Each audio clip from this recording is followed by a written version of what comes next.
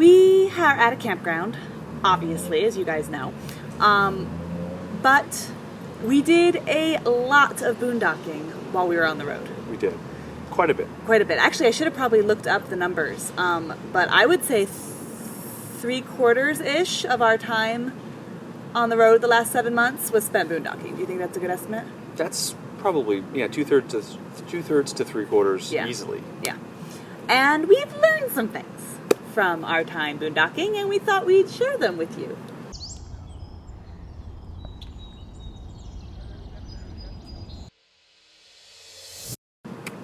Well, first of all, I thought this was going to be a Tuesday talk. It's not. It's not? Oh, No, okay. not Tuesday talk. Because we're both in chairs, I feel like this is a Tuesday talk. This has the feel and style of a Tuesday. Okay, first, boondocking is very, very dirty. Yes, it is.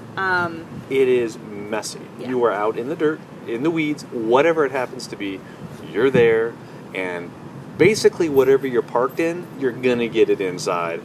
Almost regardless. Yeah, even of if what you're you not parked, like we would park, once we figured this out, we'd park not in like really dusty places. We try to park where there was more vegetation so that it wasn't as bad. But if there's a dirt road near you, which often there is, and it gets windy, it's in your RV. Yes, we first experienced that in Valley of Fire right after we first started, and boy, that wind was howling. And we had a nice little coating of dust Everywhere. pretty much all over inside our Airstream. Yes. So you're going to get dirty if you're boondocking. It's the way it free, is. but it's dirty. Yes. So just kind of pick your poison, I guess. Yeah. Another one, which is kind of obvious given our adventures, is have a backup plan, possibly more than one, because you're going to a spot that even if you've already been there and you know that your rig can get in, the roads could get washed out. It could be muddy. Things could have changed drastically. We've been places and we've gone down routes that people have said to go, and the road is not even there anymore. It's closed or it's diverted or whatever. And so, or you may just show up and not feel comfortable for whatever reason going into the boondocking location. And so make sure you have a backup plan of either another boondocking spot or a campground or something like that. Especially if you're in the Northwest and you're around trees. That was one of the things that I never thought would be a problem, because we're from the Southwest. There's trees here and there, but you really have no problem as long as the terrain, you can physically get yourself out in the desert. You're fine because there's no trees. But in the Northwest, there's trees all over the place, yeah. And the longer your rig, the more of a problem, potential problem, you will have. Yeah. So, yeah. Not only the longer, but Lower. ground clearance lower. Lower. Yeah, ground clearance has a factor too. I would say you have to know your rig a lot better when you're boondocking than when you're in a campground in general. And you'll know your rig pretty well the more you do it, because you're going to make mistakes. You might even bottom out, like we did. Yeah. Yeah, you might even bottom out. But that's, as long as you don't do major damage, whatever. We didn't do major damage, but you can certainly see it. Yeah. And we know the areas that we probably shouldn't go back to, and some of the terrain differences, the elevation changes, and some of the dips that we're probably just not going to be able to make. Yeah. We learned that the hard way. We did. But we still learned it. We did learn it. And we've heard horror stories of other people and almost falling off cliffs and all sorts of stuff. So there is a little bit more danger inherent with boondocking than in a campground, in that you don't exactly know what you're getting yourself into. Oh, pro tip. Just because the weather is awesome, everything is perfect going into the site, does not necessarily mean when you intend to leave that everything is going to be exactly the same. If you just happen to plan your departure on a rainy day or the day after a torrential rain, that dirt turns to mud and you may or may not be able to get out of that spot. So you're not going to be able to control that, but just be aware of that going in, that if you're going down a really dirt, a dirt road that's not graded or it's not very maintained, you might have a problem getting out if you happen to leave on a bad day from a weather perspective. So there's that too. The other thing with weather is, while you may show up and it may not be windy, we highly recommend checking out a weather app to see, and especially if you don't have tree cover. If you have tree cover, you're probably fine. But if you're out in the middle of the desert, check out a weather app, see if you're going to have any windy days, and if you are, in what direction they think the wind's going to be coming from, because parking your rig into the wind makes a huge difference in... That it does. In just general comfort just and lifestyle. Vibration in there. And in boondocking, you can choose which way you park your vehicle a lot of the times, and so that makes a big difference. More or less, if the wind is coming from the northwest, you want to park into or turn around and your rear goes into the wind. So the wind is not coming at your sides, basically. Yeah. That will significantly reduce the vibration shaking on windier days. Yeah. And if you have those straps from your awnings that come down and attach to the side of your rig, those tend to vibrate in heavy winds. This has nothing to do with boondocking. No. Just another pro tip, just kind of rotate the strap a little bit, maybe 1 or 2 turns, takes care of that. That is something I learned from my parents, actually. Pro tip, nothing to do with boondocking. Continue.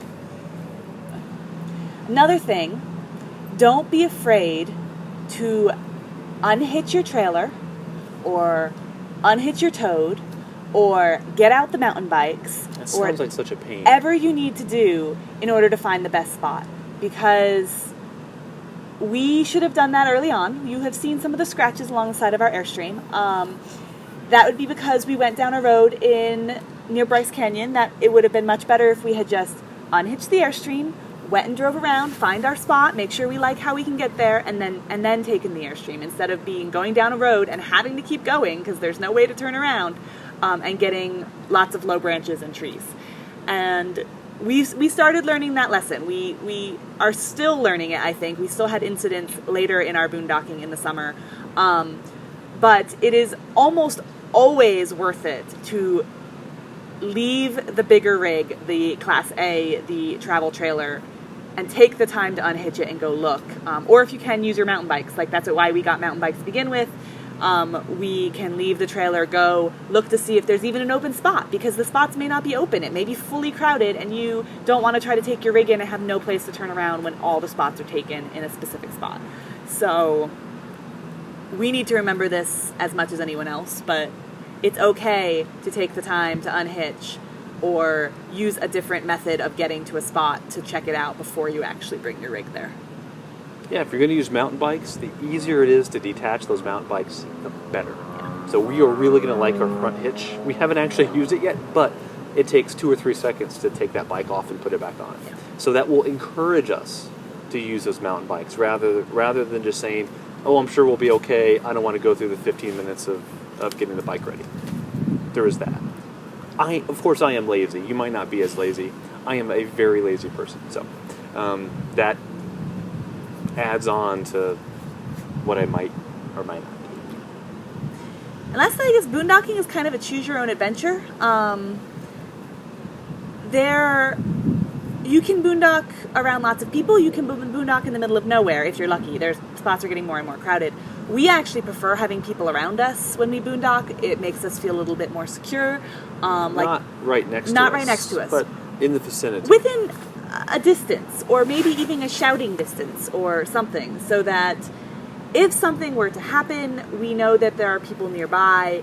In general, you feel a little more comfortable leaving your rig because people keep an eye out for it. The people in the RV community are really great that way. But for us, we like having people around at least a little bit. We don't want to be too crowded. We don't want to feel like a campground. But we don't want to be completely isolated either. But there are people who love the complete isolation. And if you have the right kind of rig and the time and the patience, you can find those spots too. Yeah, we need cell signal. Oh, yeah. And it really is almost a need now rather than just a want. I mean, we can do maybe a day or two, but we need cell signal. Yeah. So when you're boondocking, you may or may not have cell signal at all, or decent cell signal. That's another thing you'll have to do. You'll have to decide on, I guess. That's why I say it's a choose-your-own adventure. And there's also different levels of boondocking. There's boondocking within a couple minutes of town, and there's boondocking an hour away from any kinds of civilization. So it's definitely choose-your-own adventure. For sure.